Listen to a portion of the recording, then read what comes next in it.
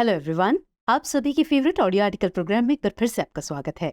मैं हूं आतिफा काजी। तो हमारा आज का यह आर्टिकल इंडियन एक्सप्रेस में प्रकाशित लेख expert explains what is a national security strategy and why India must have one के सारांश पर आधारित है। इसमें टीम दृष्टि के इनपुट्स भी शामिल हैं और साथ ही ये सामान्य अध्ययन प्रश्न पत्र 3 के राष्ट्रीय सुरक्षा खंड से जुड़ा है। तो चलिए आज के आर्टिकल की शुरुआत करते हैं। आधुनिक विश्व में प्रत्येक राष्ट्र के लिए राष्ट्रीय सुरक्षा सर्वोपरि चिंता का विषय है। किसी देश के रणनीतिक हित, मूल्य और भलाई एक मजबूत और अच्छी तरह से परिभाषित राष्ट्रीय सुरक्षा रणनीति पर निर्भर करते हैं। जितना जरूरी देश का आर्थिक रूप से मजबूत होना है, उसकी सैन्य क्षमता का भी ताकतवर होना उतना ही जरूरी है।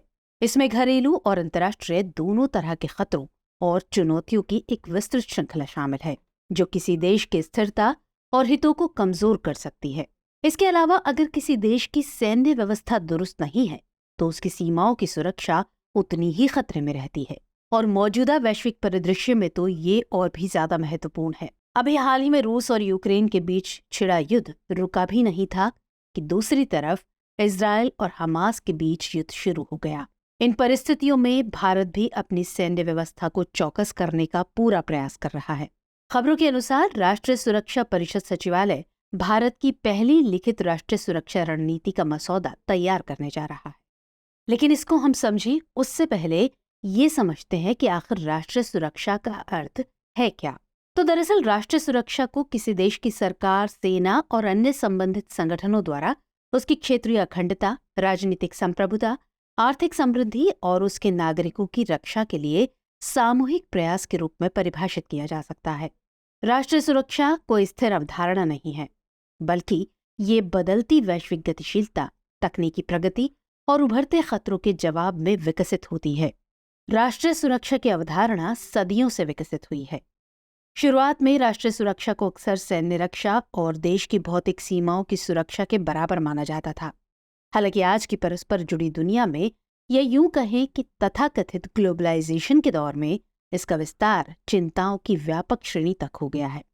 चलिए अब जान लेते हैं कि इस नई रणनीति की आवश्यकता क्यों है। तो भारत के पड़ोसी देशों के साथ हमेशा से खट्टे मीठे संबंध रहे हैं, खास तौर पर चीन और पाकिस्तान के साथ। चीन के साथ सीमा विवाद को लेकर अक्सर ही तनाव का माहौल रहता है, तो वहीं पाकिस्तान भी भारत भूमि के कुछ हिस्से पर अक्सर अपना अधिकार क्षेत्र जताता रहा है। और जब किसी देश को अपने पड़ोसी देशों से ही खतरे की आशंका हो, तो उस देश के लिए कुशल रक्षा रणनीति का होना तो और भी जरूरी हो जाता है।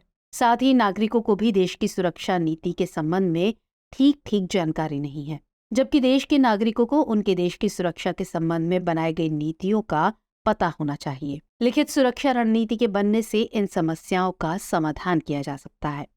अब यहाँ ये सवाल उठना स्वाभाविक है कि अगर ये इतना ही जरूरी था, तो अभी तक कोई व्यवस्थित रक्षा रणनीति बनाई क्यों नहीं गई। तो दरअसल अभी तक हमारे पास अब तक ऐसी कोई रणनीति तैयार करने के लिए रणनीतिक परिपक्वता और आत्मविश्वास की कमी थी। बीते कुछ सालों में वैश्विक जगत में जिस तरह से भारत का महत्व बढ़ा है, वो अभूतपूर्व है। जहाँ पहले हर देश भारत को एक कमजोर देश के रूप में बेचारगी भरी नजरों से देखता था, आज वहीं हमारे देश की गणना विश्व के मजबूत देशों में होती है। भारत के बढ़ते कद और अगले कुछ दशकों में इसके विकास के अनुमानों ने इसे वर्तमान और निकट भविष्य के लिए वैश्विक मामलों में नायक की भूमिका में, या यूं कहें कि मुख्य भूमिका में ला दिया है। कई देश अपने भविष्य को भारत की विकास गाथा के साथ जुड़ा हुआ मानते हैं। अंतर्राष्ट्रीय स्तर पर बढ़ती भारत की साख ने देश के आत्मविश्वास को भी बढ़ाया है। हमारे सैन्य और रणनीतिक समुदायों की बढ़ती परिपक्वता और हमारी शीर्ष सुरक्षा प्रबंधन संरचना में बदलाव हाल की घटनाएं हैं। ये एक मुख्य कारण है कि हम अब राष्ट्रीय सुरक्षा रणनीति का मसौदा तैयार कर रहे हैं।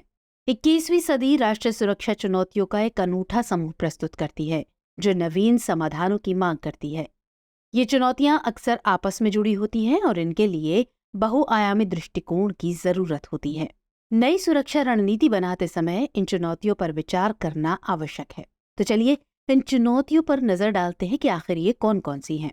तो मौजूदा युग में डिजिटल दुनिया का युग है और इसलिए साइबर खतरे आज की सबसे बड़ी समस्या बन गए हैं। साइबर हमले महत्वपूर्ण बुनियादी ढांचे को बाधित कर सकते हैं, संवेदनशील जानकारी चुरा सकते हैं और समाज को अस्थिर कर सकते हैं। राष्ट्रीय सुरक्षा रणनीति निर्माण में इस उभरते खतरे का समाधान करना चुनौतीपूर्ण होगा। साथ ही साथ हथियार प्रसार संबंधी नियम बनाना भी भारत के लिए चुनौतीपूर्ण होगा, क्योंकि इस मसले पर भारत को अंतर्राष्ट्रीय दबाव का सामना करना पड़ सकता है। परमाणु, रासायनिक और जैविक हथियारों का प्रसार वैश्विक सुरक्षा के लिए गंभीर खतरा है।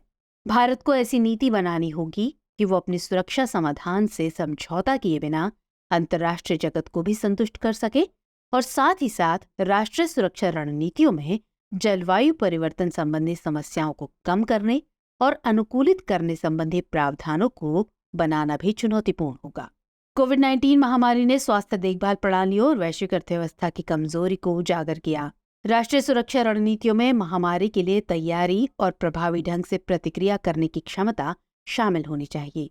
लेकिन कोविड महामारी जैसी समस्याओं से निपटने के लिए उचित प्रावधान करना भी चुनौतीपूर्ण होगा, क्योंकि महामारी से उत्पन्न होने वाली समस्याएं हमेशा एक जैसी नहीं होती हैं।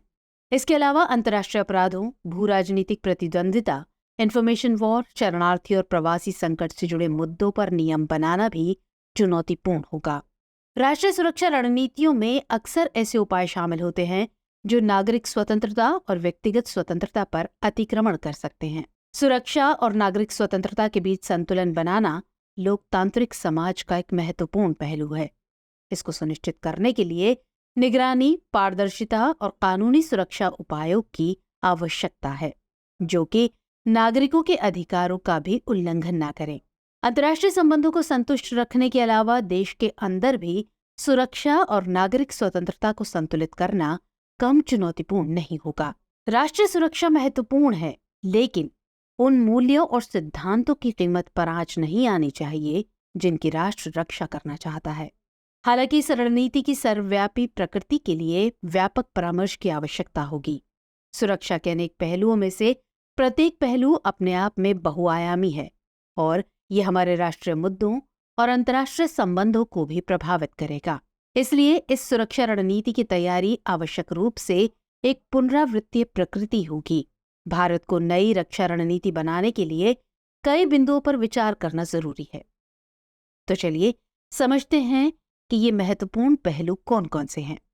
दरअसल राष्ट्रीय सुरक्षा रणनीति तैयार करने में सुरक्षा के सभी पहलुओं को अपनाना होगा। सैन्य सुरक्षा कैनवास का केवल एक पहलू होगा जिसमें आर्थिक, आंतरिक, राजनयिक, मानव, जलवायु, भोजन, पानी और भारत के लोगों की भलाई के लिए आवश्यक सुरक्षा के हर अन्य संभावित रंग शामिल होंगे। एक व्यापक राष्ट्रीय सुरक्षा रणनीति में विभिन्न खतरों और चुनौतियों से निपटने के लिए बहुआयामी दृष्टिकोण शामिल होता है। इसमें सबसे महत्वपूर्ण पहलू है सैन्य सुरक्षा। एक मजबूत सेना राष्ट्रीय सुरक्षा का एक मूलभूत घटक है। यह आक्रामकता को रोकता है, बाहरी खतरों से बचाता है और देश की संप्रभुता की रक्षा करता है। इसमें सक्षम सशस्त्र बलों, खुफिया एजेंसियों और एक मजबूत रक्षा औद्योगिक आधार को बनाए रखना शामिल है। इसके अलावा युद्ध या विशेष रक्षा आपातकाल के दौरान वित्तीय स्थिरता और अर्थव्यवस्था संबंधी नियमों पर भी विचार करना चाहिए। साथ ही साथ नई रक्षा रणनीति में साइबर सुरक्षा से जुड़े प्रावधानों को भी स्पष्ट करना चाहिए, क्योंकि बढ़ती डिजिटल दुनिया में बुनियादी ढांचे और सूचना प्रणालियों की सुरक्षा जरूरी है।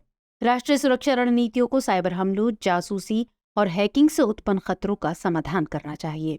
चूंकि अंतर्राष्ट्रीय संबंधों और संघर्षों के प्रबंधन में कूटनीति अहम भूमिका निभाती है, इसलिए नवीन रणनीति में कूटनीति और गठबंधन संबंधी प्रावधानों को भी स्पष्ट करना चाहिए। राष्ट्रीय सुरक्षा रणनीतियों में अक्सर गठबंधन बनाए रखने, संधियों पर बातचीत करने और संघर्षों को रोकने के लिए राजनयिक पहल में शामिल होने के प्रयास शामिल होते हैं।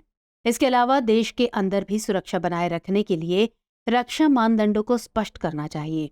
गौरतलब है कि घरेलू कानून प्रवर्तन एजेंसियां आतंकवाद, संगठित अपराध और नागरिक अशांति सहित विभिन्न खतरों का मुकाबला करने के लिए जिम्मेदार होती हैं।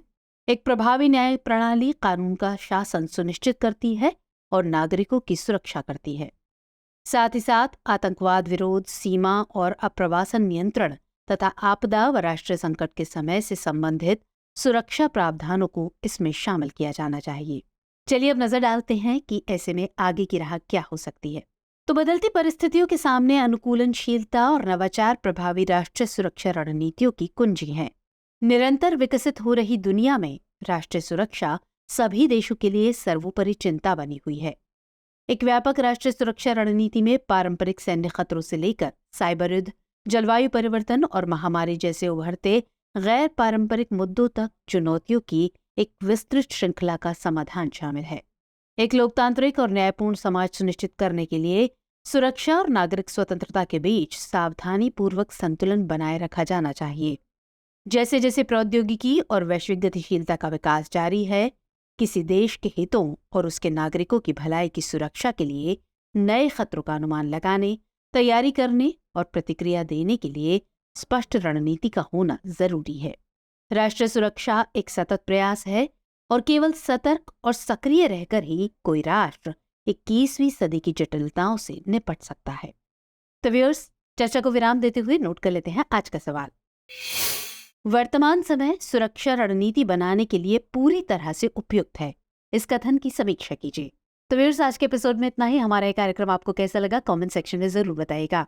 मुलाकात होगी अगले एपिसोड में किसी और खास विषय के साथ। तब तक के लिए जय हिंद।